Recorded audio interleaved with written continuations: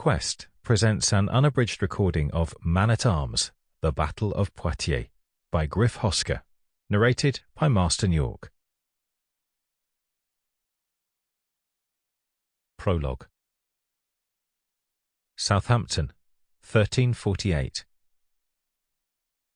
I am John Hawkwood, a warrior, and I live for war. I was born to be a warrior, and I did not begin to feel as though I was alive until I went to war and learned that I had skills. They were not just the skills of being able to fight and to win. It was not just that I was a good archer, it was more than that. It was as though my mind wanted me to war when there was battle. It did not matter what the size of the conflict was, so long as there was war, then I was happy. That explained why I was not happy, for there was no war.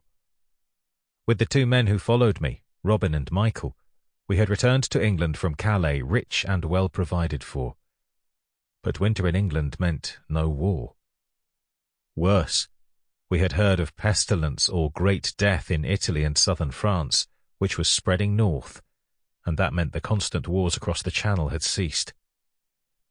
The great mortality, as some called the plague, was coming to France, and the rumours which came from those who fled north was that there was no cure for this curse, and whole towns and villages were filled with the dead.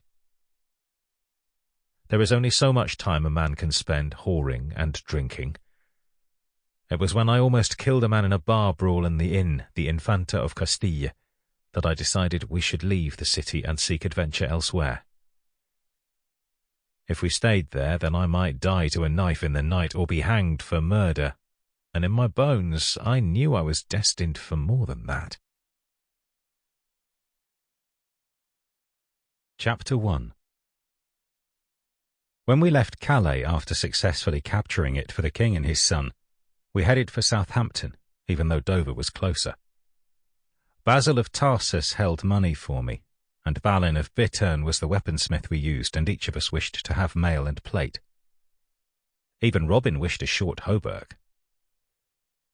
We stayed in the Infanta of Castile, and there we had parted from the others who had been part of my company. All were loyal men, but I could not promise them employment. Ned and Jack returned to the inn in London that they used, and the rest went to their homes. Michael and Robin were the exceptions. Robin Goodfellow was the one man I might call a close friend, although even he did not truly know me. His name was a nick. Sample complete. Ready to continue?